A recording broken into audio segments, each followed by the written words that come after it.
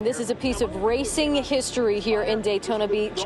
The last part of famed NASCAR mechanic Smokey Yunick's garage was gutted by fire tonight and is being called suspicious. Right here in Daytona Beach, you're looking at a true slice of racing history. Tonight, the final piece of the legendary NASCAR mechanic Smokey Yunick's garage was ravaged by a devastating fire, and whispers of foul play have already begun swirling. Known far and wide as NASCAR's most daring rule-bender, calling Smokey a wild cheater was never meant as an insult.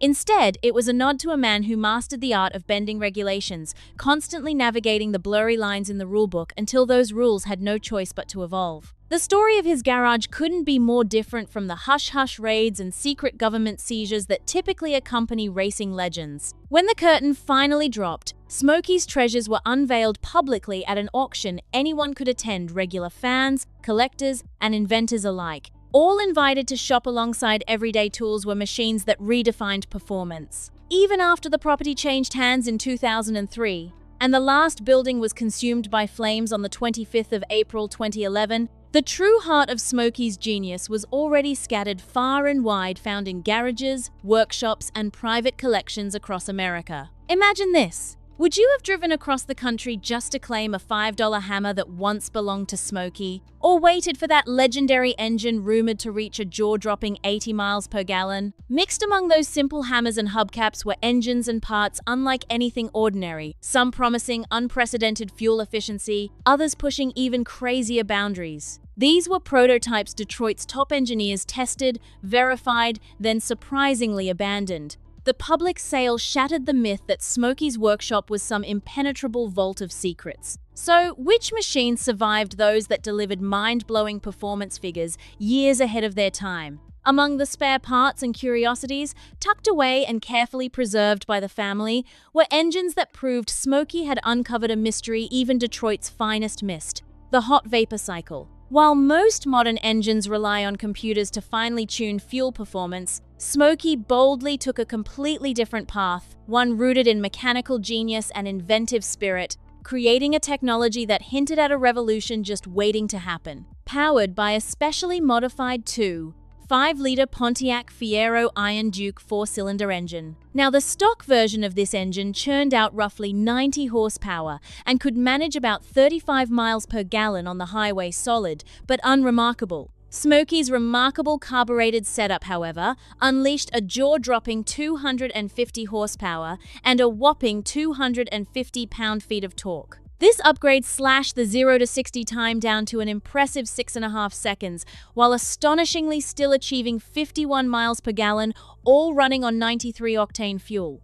The secret behind this breakthrough lay in a process called adiabatic combustion. Simply put, instead of cooling the air and fuel mixture as traditional engines do, Smokey cleverly harnessed waste heat from the exhaust and the coolant system to actually boil the mixture. This superheated air and fuel were then pushed through an exhaust-driven turbine named a homogenizer, located right under the carburetor, and funneled through a wrapped manifold until temperatures soared above 450 degrees Fahrenheit. This intense heat completely vaporized the fuel, enabling the engine to operate on an incredibly lean air-to-fuel ratio of more than 20 to 1, far leaner than conventional engines. Astonishingly, Detroit Labs and original equipment engineers put these astonishing performance claims to the test and confirmed that the engine not only delivered but also met the strict emissions standards of the 1980s, all without relying on any computer controls. The whole concept actually traces back to the 1950s, born from the innovative mind of Ralph Johnson, a Holley carburetor specialist and a dyno technician at General Motors,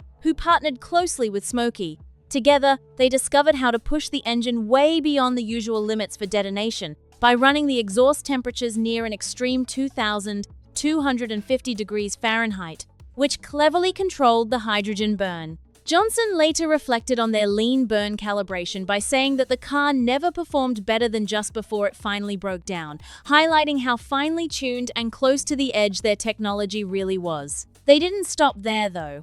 Multiple hot vapor prototypes were built using different platforms, including a 3-cylinder Buick, a Ford, and even a Dodge Omni. Each one smashed expectations by crossing the 45 miles per gallon mark while producing nearly 2 horsepower per cubic inch, proving this technology was far from a one-off experiment. There were several close calls with production, including an ambitious plan for an S10 truck project and a promising licensing agreement with Crane Cams. Despite these exciting developments, the technology ultimately collapsed under a perfect storm of challenges. Lingering doubts about durability, mounting legal expenses, soaring manufacturing costs, and the industry's notorious resistance to outside innovation, what many call the not invented here syndrome. Yet, the physical engines themselves endured the storm.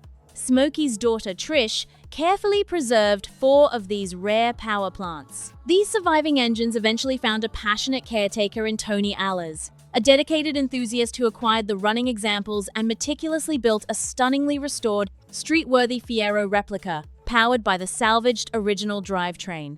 Tony drove that exceptional car for years, weaving the spirit of innovation into everyday life. Then, on Christmas Day of 2009, driven by respect and admiration, Allers gifted this remarkable vehicle to the Don Garlits Museum of Drag Racing, where it proudly remains on display for fans and historians alike. Meanwhile, another surviving unit reportedly resides at the Smithsonian Institution, securing its place in automotive history. Now, imagine this back in the 1980s. A simple carbureted 2.5-liter 4-cylinder engine managed to push out an impressive 250 horsepower while delivering an astonishing 51 miles per gallon, all while staying within emissions regulations. So why did Detroit allow the stubborn, not invented here mindset to smother this promising technology? The hot vapor engines were perhaps Smokey's most treasured legacy in tangible form, but he hadn't stopped with just one breakthrough. Over the years, he filed a wide range of patents covering everything from fuel conditioning and oil management systems to engine testing methods and even crash barrier designs. These documents reveal a visionary mind relentlessly pushing against the boundaries of the racing world ideas that often faced rejection and skepticism, before eventually gaining recognition years later. If the prototype engines represent the secret engineering miracles Smokey crafted behind the scenes, then the mountain of patents shows just how methodically he aimed to propel the entire industry forward. But what exactly did these patents cover? Which of these groundbreaking concepts grabbed Detroit's attention the most? And why did so many others get overlooked or buried in the shadows? While the hot vapor engine secrets may have been nearly lost to time, the Patent Office holds the definitive paper trail of every idea Smokey refused to let disappear quietly. Patents, after all, serve as legal timestamps marking the birth of an innovation and the United States patent. An official trademark office records confirm that he successfully secured at least 9 patents between 1978 and 1996. These documents reveal the story of a determined man, tirelessly working to solve engineering challenges long before the mainstream industry was ready to embrace his innovations. His research into hot vapor engines resulted in a cluster of patents, backing up the garage experiments with detailed technical blueprints and careful engineering designs that illustrated his commitment to serious automotive advancements.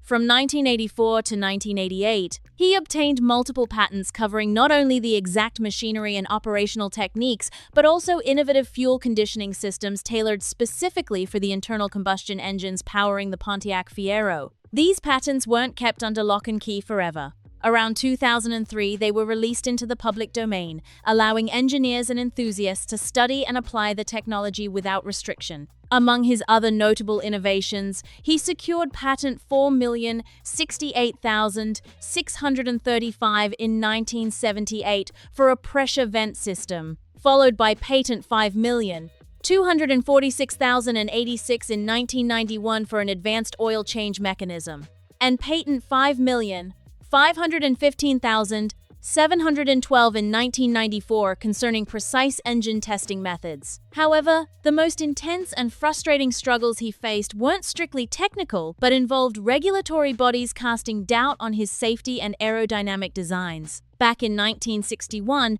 he ingeniously developed pneumatic air jacks that could instantly lift stock cars during pit stops, dramatically speeding up the process, but NASCAR deemed them unsuitable and rejected the system outright. Then, In 1962, he took a major risk by installing a giant rear wing over the engine of Jim Rathman's Simonez Vista Special Watson Roadster for the prestigious Indy 500 race. This innovative wing generated record-breaking downforce that allowed breathtaking cornering speeds. But unfortunately, it also caused excessive drag on straightaways. The United States Auto Club responded swiftly, banning the wing from competition despite its undeniable potential. It would take decades before wings became an accepted and even mandatory feature in top-tier racing series like Can-Am, Formula One, and IndyCar. Perhaps his greatest and most frustrating delay involved safety innovations. In the early 1980s, long before modern softer barriers existed, he pioneered a basic yet effective safety wall design made by layering old tires between thick plywood sheets intended to absorb crashes gently and protect drivers. Impacts. At the time, NASCAR chose not to embrace this innovation, leaving drivers exposed to the unforgiving reality of solid concrete walls lining the tracks. Undeterred, he meticulously refined his safety research, culminating in a formal patent number 5,645,368 in 1996. This patent detailed a groundbreaking racetrack design featuring a revolutionary crash barrier system that promised to absorb impacts far better than any existing option. It's difficult not to wonder, how many catastrophic accidents might have been avoided if NASCAR had embraced Smokey's tire wall barrier concept back in the early 1980s, rather than waiting decades to develop safer alternatives?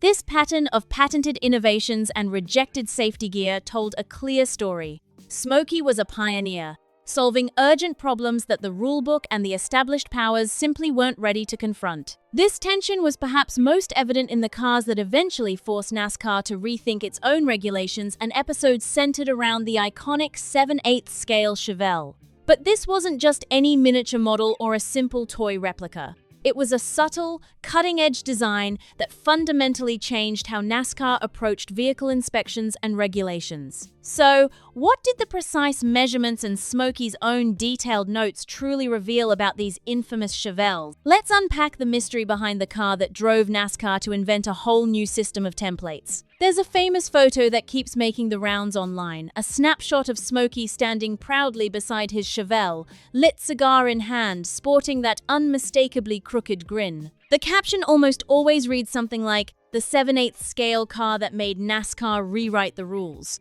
Yet, this is where the biggest myth starts to unravel. A literal 7/8 scale car would be dramatically smaller, nearly 10 inches narrower, over 2 feet shorter, and perched on a mere 100-inch wheelbase. Any casual onlooker walking through the garage would have immediately noticed something was off. But the truth was far more intriguing and intricate. What Smokey had built were not shrunken copies, but 3 separate 1966 Chevelles, often mistakenly identified as 67 models. These cars were far from stock, backed by serious developmental input from Chevrolet engineering, and then fine-tuned through Smokey's careful craftsmanship. The real magic lay in the aerodynamic tweaks, subtle shifts in the body shell by roughly 2 inches, which created a revolutionary profile that gave these cars a distinct advantage, forcing NASCAR to rethink and overhaul their entire inspection process. He shifted components backward on the chassis, masterfully redistributing weight to maximize balance and handling. To improve airflow beneath the car, he meticulously smoothed and raised the floor pan, carefully reducing drag. The roof and windows were subtly lowered, while the windshield was dramatically raked back to slice through the air with less resistance. He reworked the fenders and drip rails, giving the car a sleeker silhouette from every angle. Even the front bumper wasn't left untouched. It was cleverly sectioned and raised, transforming it into an aerodynamic spoiler that helped keep the car glued to the track. Though the sheet metal appeared mostly stock to the untrained eye, the geometry beneath had been finely tuned to pierce through the air like a razor. At breakneck speeds above 180 miles per hour, these small aerodynamic details weren't trivial. They were game changers that made a monumental difference in performance. When NASCAR officials finally caught wind that something wasn't quite right, they scrambled to craft their very first set of templates to catch the modifications, using a wrecked Bobby Jones Chevelle as their baseline model. This approach only compounded the chaos during inspections, sparking frustration and confusion. Eventually, NASCAR was pushed to impose standardized templates for every car's roof, hood, and trunk. leveling the playing field and tightening the rules across the board. The engineering strategies paid off in spectacular fashion. Behind the wheel of one of these finely tuned rides, Curtis Turner became the first driver to rocket past the 180 miles per hour qualifying mark at Daytona, a monumental milestone for the sport. Smokey, the mastermind behind these innovations, directly addressed lingering rumors in a 1987 Circle Track magazine interview, firmly denying the notion that his creations were mere scale models. In his autobiography, he went on to explain how every modification was the product of meticulous planning and precision, perfectly aligned with his signature approach of finding creative loopholes within the rulebook's shadows. Known for pushing boundaries, Smokey famously exploited fuel capacity rules by bending 11-foot coils of 2-inch tubing into his fuel lines, effectively increasing the car's fuel reserve by roughly 5 extra gallons. Tales of offset chassis and cars drifting off with nearly empty tanks after inspections have become legendary lore among racing circles. Reflecting on his methods, Smokey once wrote that, in his eyes, the other teams were playing a far rougher game, cheating at levels 10 times worse than his own. So, in his mind and by his own reasoning, it was all just a matter of self-defense and survival, the Chevelles and their intricate adaptations.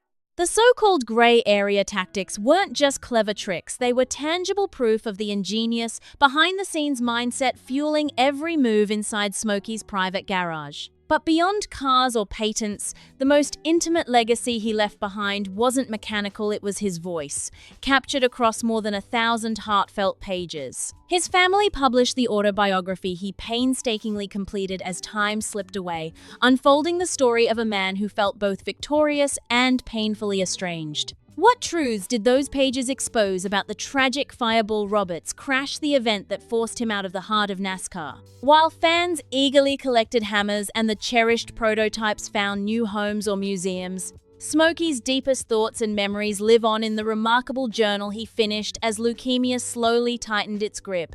Spanning approximately 1,100 pages, this is the genuine account, something no highlight reel or competitor video can ever match. The work, aptly titled Best Damn Garage in Town, was released as an extensive 3-volume boxed set. Self-published posthumously in the early 2000s through Carbon Press, and lovingly produced by his family, it contains over 400 photographs and is thoughtfully divided into 3 sections, with each volume exploring different chapters from his personal life to his stock car racing career, and finally his Indy 500 ventures and groundbreaking inventions. Even John DeLorean lent his voice to the audiobook narration, bringing a special authenticity to Smokey's story. This autobiography stands as the real, unfiltered voice behind the man, completely replacing invented, unsent letters or fabricated tales that often cloud modern retellings.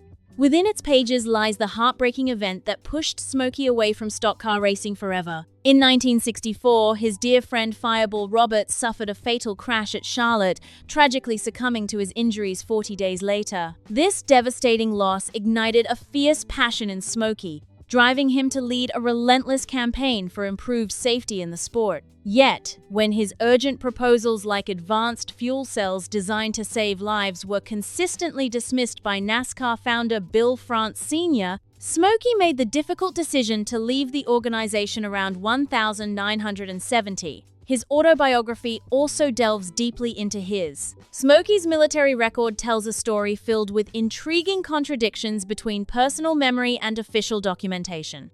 He often said he flew more than 50 missions as a B-17 bomber crew member, painting a vivid picture of aerial combat and bravery. Yet, when researchers checked the National Archives, the facts showed he was actually drafted in 1943 as a welder and served actively from 1944 through 1946, still a significant period, but quite different from his dramatic wartime account. Despite this discrepancy, the military did confirm some remarkable achievements. Smokey rose to the rank of second lieutenant and received the prestigious Air Medal while with the 15th Air Force, proving his service was not only real but honored with distinction.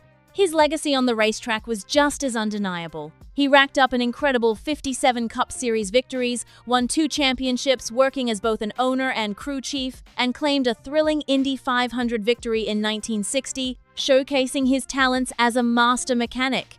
Remarkably, Smokey also made history as the first team owner to win back-to-back Daytona 500 races in 1961 and 1962. His contributions were so profound that he earned induction into more than 30 motorsports halls of fame, including being part of the inaugural International Motorsports Hall of Fame class in 1990 and joining the Motorsports Hall of Fame of America in 2000. Now, consider this. If Fireball Roberts' tragic death in 1964 propelled Smokey into a passionate safety crusade, one that NASCAR's owner repeatedly blocked, does that change your perspective on the rebellious, outlaw image many fans associate with him later in life? Between the detailed biographies, the groundbreaking patents, the surviving engines, and public memorabilia sales, there exists a clear and tangible record of his remarkable career. Yet, the final chapter of Smokey's legendary garage adds a bittersweet note to the story. The property itself was sold in 2003, according to the terms of his estate plan. Most of the buildings were carefully dismantled,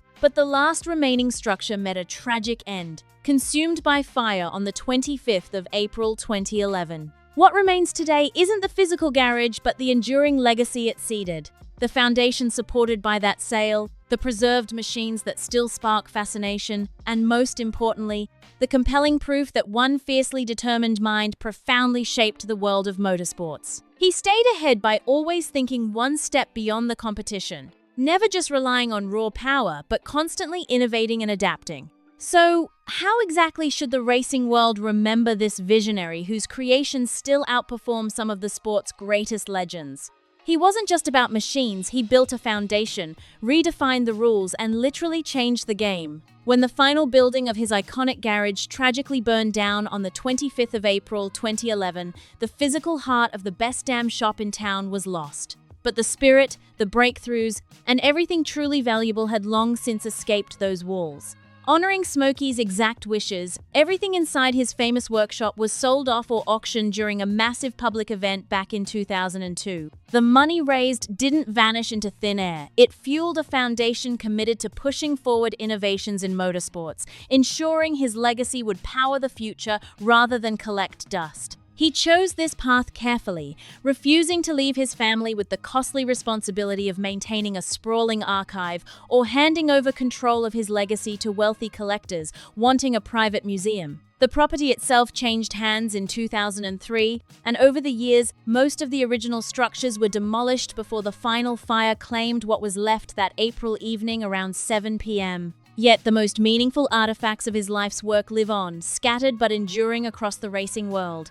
Tony Alla's legendary running hot vapor Fiero proudly stands on display at the Don Garlits Museum of Drag Racing, a donation made on Christmas Day 2009 touching. Considering that Smokey once pointed to Garlits' early struggles with his own museum as a reason to avoid building one himself, meanwhile, his family carefully preserves 4 prototype engines. A collector safeguards the hot vapor Dodge Horizon, complete with its signed bill of sale, and Alla's still holds original tools from the garage, including an old shop door. Adding to the legacy, one of the prototype engines is even said to be on long-term loan to the Smithsonian Institution. His influence and presence remain very much alive, echoing far beyond those old walls. Smokey Yunick's legacy is etched deeply into the annals of motorsport history, celebrated in over 30 prestigious halls of fame dedicated to racing excellence. His cherished memorabilia, everything from his iconic hats and trusty pipes to the original garage tools he once wielded, are carefully preserved behind glass cases scattered across the country, each telling a piece of his incredible story. Yet, his most enduring tribute isn't just in these artifacts, it's in the very fabric of the sport itself. The racing rulebook was rewritten because of him, forever changing NASCAR's trajectory. Every modern standardized car body template can trace its evolution back to that uniquely altered Chevelle he championed. And innovations that seemed decades ahead of their time, like aerodynamic wings and pneumatic air jacks, are now staples across major racing leagues, thanks to his early pioneering efforts. Even his seemingly simple idea for tire wall safety planted the seeds for today's advanced, safer barrier systems that continue to protect drivers every race day. Beyond the track, his hot vapor engine patents, though now freely accessible in the public domain, still captivate engineers who strive to unlock new levels of thermal efficiency. When the full inventory of his estate surfaced after his passing, It wasn't the sensationalized Hollywood-style mystery that caught people's attention, it was the undeniable proof of a brilliant mind in action. The hot vapor Fiero prototype, still proudly on display, runs on its original specs, while the patents remain open for innovation. So here's the question for you. Among Smokey's array of unfinished innovations, which breakthrough do you hope the industry will finally bring to life? Though his garage has long since vanished, the legends and stories about him only grow richer with time. The concrete evidence he left behind, sales receipts, running prototype cars, patent documents, the immensely detailed 1,100-page autobiography, and the rulebooks permanently altered by his influence makes it crystal clear who Smokey Yunick truly was. A visionary who changed racing forever. The discoveries after his death left the racing community utterly speechless, not because of any hidden conspiracy, but because here was a man who built engines producing 250 horsepower while achieving an astonishing 51 miles per gallon, with patents now shared openly for the world to study. So, which piece of this remarkable legacy do you think elevates Smokey's story the highest? Let us know your thoughts down in the comments. Your voice matters in keeping his legend alive. And if you've enjoyed this deep dive into one of racing's most fascinating figures, don't forget to smash that like button, subscribe for more incredible stories, share this video with fellow racing fans, and join the conversation below. The race is never over, and neither is the story of Smokey Yunick.